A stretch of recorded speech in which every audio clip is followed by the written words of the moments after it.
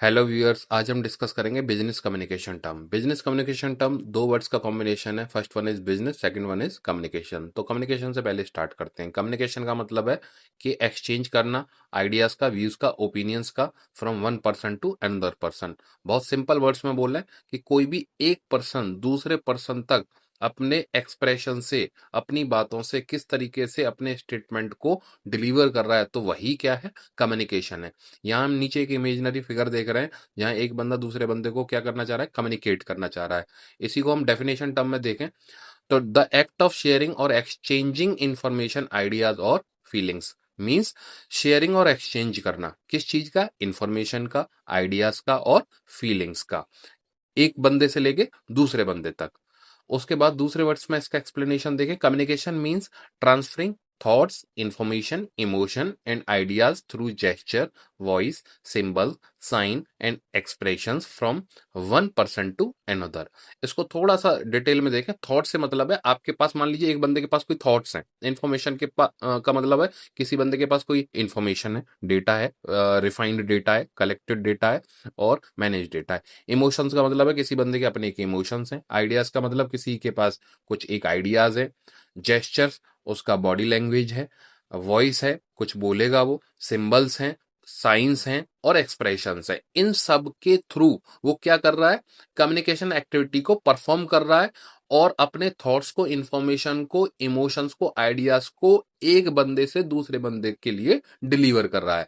तो यही क्या है, यही एक कम्युनिकेशन है कि कैसे कोई भी एक पर्सन दूसरे बंदे से या दूसरे पर्सन से किस तरीके से अपने आइडियाज को, अपने मैसेज को, अपनी इंफॉर्मेशन को पास ऑन कर रहा है।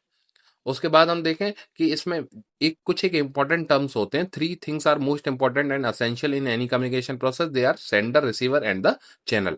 इसका मतलब क्या है कि एक कोई भी मैसेज भेजने वाला होगा उसको हम सेंडर बोलेंगे। जिसके लिए मैसेज भेजा जा रहा होगा, जो मैसेज को रिसीव करेगा, उसको हम रिसीवर बोलते हैं। और उसके बाद एक चैनल, मीडियम होता है, मतलब जिसके थ्रू मीडियम जा रहा है। मान लीजिए आप, हो सकता है डायरेक्ट कम्युनिकेट कर रहे हो या हो सकता है बीच में कोई मीडियम हो। तो अगर कोई बीच में मीडियम है तो उसको हम चैनल ट्रीट करते हैं। उसके बाद हम बात करते हैं बिजनेस कम्युनिकेशन टर्म की। बिजनेस कम्युनिकेशन टर्म किस तरीके से डिफाइन कर सकते हैं, प्रोफेसर जे हेस्टे ने डिफाइन किया है। When communication occurs between two और more business people for effective organisation and administration of business, it is considered business communication. Professor J हेस्टे का क्या स्टेटमेंट था कि जब कोई भी कम्युनिकेशन एक्टिविटी परफॉर्म होती है दो और दो से ज्यादा बिजनेस पीपल के लोगों में, किस चीज के लिए, फॉर इफेक्टिव ऑर्गेनाइजेशन, ऑर्गेनाइजेशन को इफेक्टिवली रन करने के लिए, और एडमिनिस्ट्रेशन ऑफ बिजनेस, और बिजनेस के एडमिनिस्ट्रेशन को प्रॉपरली कंट्रोल और मैनेज करने के लिए, तो it is considered business communication. तो इसको हम क्या कंसिडर करते हैं, बिजनेस कम्युनिकेशन। उसके बाद WH जो बहुत बड़े ऑथर हैं, उन्होंने किस तरीके से डिफाइन किया, business communication is exchanging business related views, ideas and news among the related parties. Business communication क्या है, एक्सचेंजिंग। किस चीज का एक्सचेंजिंग, बिजनेस से रिलेटेड जितने भी व्यूज, आइडियाज, न्यूज हैं, उनको उनकी ही बिजनेस रिलेटेड पार्टीज के बीच में एक्सचेंज करवाना ही क्या है, बिजनेस कम्युनिकेशन एक्टिविटी है। थोड़ा सा बिल्कुल सिंपल वर्ड्स में बात करें, कम्युनिकेशन का मतलब होता है exchanging of ideas, views, opinions. जब exchanging of ideas, views, opinions business related activities के होने लग जाते हैं तो नॉर्मल कम्युनिकेशन वाला टर्म ही बिजनेस कम्युनिकेशन में कन्वर्ट हो जाता है। उसके बाद हम बात करते हैं रोल ऑफ कम्युनिकेशन की। कम्युनिकेशन का क्या की रोल हो सकता है, रोल तो बहुत सारे हैं लेकिन कुछ की रोल्स हैं, उनको हम डिस्कस करेंगे। रोल ऑफ कम्युनिकेशन में पहला है एक्सचेंजिंग इंफॉर्मेशन। एक्सचेंजिंग इंफॉर्मेशन से मतलब है कि कोई भी बंदा किस तरीके से किसी भी इंफॉर्मेशन को, मैसेज को एक्सचेंज कर रहा है from one person to another person. ये नॉर्मल बिहेवियर भी हो सकता है, बिजनेस रिलेटेड एक्टिविटी भी हो सकती है।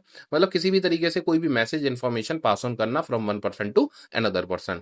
दूसरा है management and control. Management and control से क्या मतलब है कि जिस भी बंदे के पास कोई भी इंफॉर्मेशन या मैसेज है, वो उसको किस तरीके से मैनेज कर रहा है, किस तरीके से कंट्रोल कर रहा है। मैनेज एंड कंट्रोल करने के बाद वो उसको कितना रिफाइन वे में इंफॉर्म कर रहा है, कम्युनिकेट कर रहा है दूसरे बंदे को। तो मैनेजमेंट एंड कंट्रोल से मतलब है कि आपके पास being a person, being a business person, किसी भी तरीके से अगर आपके पास जो भी इंफॉर्मेशन, जो भी मैसेज है, आप उसको किस तरीके से मैनेज एंड कंट्रोल कर रहे हो, किस तरीके से एक्सप्रेस कर रहे हो, किस तरीके से कम्युनिकेट कर रहे हो। तीसरा, इमोशनल एक्सप्रेशन। देखिए, बीइंग अ ह्यूमन पर्सन, आपके पास नॉर्मल रिएक्शंस भी होते हैं और इमोशनल एक्सप्रेशंस भी होते हैं। तो अगर आप इमोशनल एक्सप्रेशंस को भी एक्सप्रेस करना चाह रहे हो, तो वो भी एक कम्युनिकेशन का एक पार्ट है।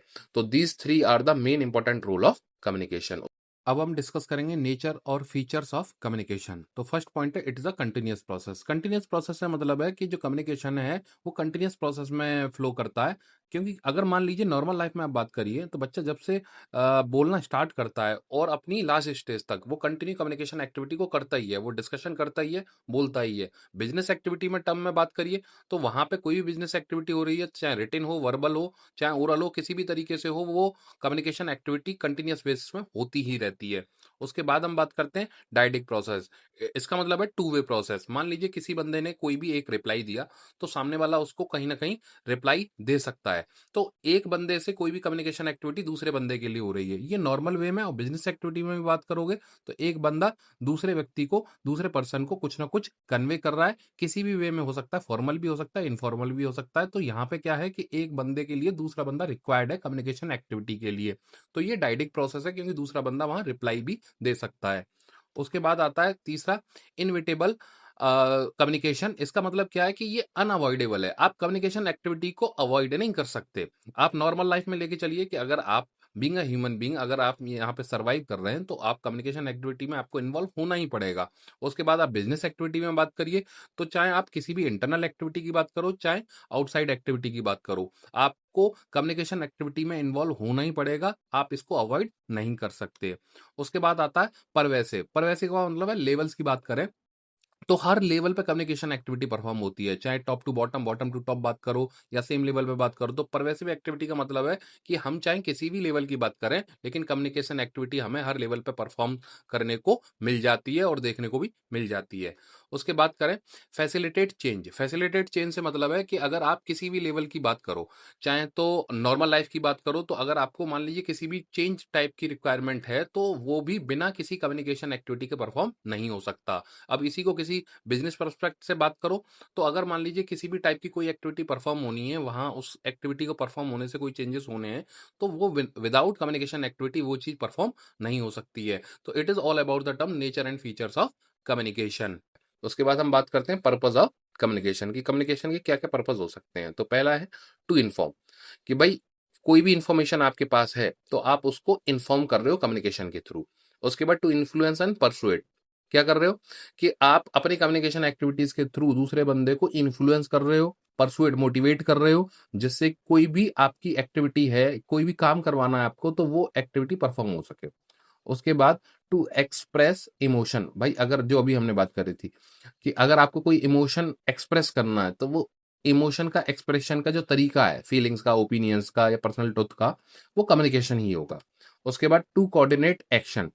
टू कोऑर्डिनेट एक्शन का मतलब क्या है कि अगर आपको कोई भी एक्टिविटी को कोऑर्डिनेट करना है, किसी भी एक्टिविटी को कोऑर्डिनेट करना है, तो वहां कम्युनिकेशन का की रोल रहेगा। मान लीजिए आप टीम वर्क की बात कर रहे हो, delegation of authority, delegation of task की बात कर रहे हो, प्रॉब्लम रिजॉल्विंग की बात कर रहे हो, तो वहां कम्युनिकेशन का की रोल है। उसके बाद टू मीट सोशल एक्सपेक्टेशन। अगर मान लीजिए कोई भी सोशल एक्सपेक्टेशन है, किसी भी तरीके से सोशल एटिकेट्स हैं, तो आप उसको एक्सप्रेस कैसे करोगे, वो आप कम्युनिकेशन एक्टिविटी के थ्रू एक्सप्रेस करोगे। उसके बाद हम बात करते हैं importance of communication in management. तो कुछ इंपॉर्टेंसेस हैं, जैसे ये पहले तीन आते हैं, उसके बाद और भी हैं। Basis for planning. अगर हम कम्युनिकेशन के इंपॉर्टेंस की बात करें, तो कम्युनिकेशन के बिहाफ पे ही आप प्लानिंग एक्टिविटी परफॉर्म करते हो। कैसे, मान लीजिए आपको कोई एक टास्क मिला है और आपको उसके परफॉर्म करना है, तो जब आप उसकी प्लानिंग करोगे, तो प्लानिंग करने के ड्यूरेशन में आपको कम्युनिकेशन एक्टिविटी की जरूरत पड़ेगी। Motivation to work. मान लीजिए बीइंग अ मैनेजर, आपको अपने एम्प्लॉयज को कोई भी टास्क देना है या उस टास्क से रिलेटेड मोटिवेट करना है, तो मोटिवेट करने के लिए आपको कहीं ना कहीं कम्युनिकेशन की रिक्वायरमेंट पड़ेगी, जिससे आप उनको परसुएट और मोटिवेट कर सको। Job satisfaction. जॉब सेटिस्फैक्शन से क्या मतलब है कि जब एक्सप्रेशन आपका, आपने काम कर लिया और आप उसको एक्सप्रेस नहीं कर पा रहे हो, आप उसको रिजल्ट ओरिएंटेड बता ही नहीं पा रहे हो, आप उसको अगर ढंग से रिप्रेजेंट नहीं कर पाओगे, तो वहां पे जॉब सेटिस्फैक्शन नहीं होगा। अगर आप अच्छे से एक्सप्रेस कर पा रहे हो, तो हो सकता है काम आपने ठीक किया हो और उसको रिप्रेजेंट आपने अच्छा कर दिया, आपने कम्युनिकेट अच्छा कर दिया, तो जॉब सेटिस्फैक्शन वहां पे अच्छा आ जाए। उसके बाद हम बात करते हैं कमिटमेंट टू ऑर्गेनाइजेशनल ऑब्जेक्टिव्स। जब हम कम्युनिकेशन एक्टिविटी की बात करते हैं तो कमिटमेंट टू ऑर्गेनाइजेशनल ऑब्जेक्टिव से मतलब है कि आपकी ऑर्गेनाइजेशन का जो भी ऑब्जेक्टिव होगा, profit profit maximisation, wealth maximisation या कोई और, तो वहां पे बीइंग अ मैनेजर आप अपनी टीम को कंट्रोल कर रहे होगे, मैनेज कर रहे होगे, अपने ऑब्जेक्टिव्स को बता रहे होगे, टीम के ऑब्जेक्टिव्स को बता रहे होगे, कंपनी के ऑब्जेक्टिव्स को बता रहे होगे, तो वो सारी चीजें आप कम्युनिकेट ही तो कर रहे होगे, तभी तो कमिटमेंट आपका आ पाएगा किसी भी ऑर्गेनाइजेशन के ऑब्जेक्टिव को लेके। उसके बाद है कोऑर्डिनेशन। कोऑर्डिनेशन कैसे करते हो? भाई आपका कोई भी टास्क है, इंडिविजुअल गोल है, ऑर्गेनाइजेशन का गोल है, तो आप उसको कोऑर्डिनेट कैसे करोगे टीम के साथ में और बाकी कंपनी में किसी भी लेवल पे, तो वो कोऑर्डिनेशन कैसे करोगे? वो कम्युनिकेशन के बिहाफ पे करोगे आप। Adaptability to external environment. भाई अगर आप किसी भी कंपनी का पार्ट हो तो वहां पे कोई भी एक्टिविटी या कोई भी फंक्शनिंग सिर्फ इंटरनल लेवल पे ही पॉसिबल नहीं है, आपको एक्सटर्नल पार्टी से भी बात करनी पड़ती है। जैसे आपको सप्लायर से बात करनी है, गवर्नमेंट से बात करनी है, कस्टमर से बात करनी है, तो वो सारी चीजें क्या है? वो कम्युनिकेशन का पार्ट है। आपकी कम्युनिकेशन जितनी इफेक्टिव होगी आपके लिए सारी चीजें उतनी ही स्मूथ होती चली जाएंगी। उसके बाद हम बात करते हैं helps in performing managerial roles. भाई कोई भी मैनेजरल रोल है तो वहां पे वो अपने सबॉर्डिनेट से कम्युनिकेट ही कर रहा होगा, तभी वो उन टास्क को परफॉर्म करवा पाएगा। अगर कम्युनिकेशन प्रॉपर नहीं होगा तो बीइंग अ मैनेजर वो अच्छे तरीके से उन टास्क को परफॉर्म नहीं करवा पाएगा। Facilitates leadership. लीडरशिप, जो बंदा लीड करता है, अब लीड करता है तो मान लीजिए उसके पास टीम भी होगी, टीम होगी तो टीम के साथ वही वाली बात आ गई कि अगर वो टीम होगी तो टीम को कम्युनिकेट करेगा। क्या कम्युनिकेट करेगा? कि भाई आपके टास्क क्या हैं, हमारे ओवरऑल टास्क क्या है और हम इनको किस तरीके से कंट्रोल एंड मैनेज करेंगे। Facilitates control. फैसिलिटेट्स कंट्रोल का क्या मतलब है? कि आप जो भी एक्टिविटी परफॉर्म कर रहे हो, अगर वो आउट ऑफ कंट्रोल जा रही है तो आप कम्युनिकेशन एक्टिविटी के थ्रू उसको प्रॉपर कंट्रोल करते हो, मैनेज करते हो, जिससे आपका जो ऑर्गेनाइजेशन का गोल है वो प्रॉपर तरीके से फंक्शनिंग में आ सके और आप उसको कंट्रोल कर सको। So it is all about the term communication. Thanks for watching. Please like and subscribe our channel. Thank you.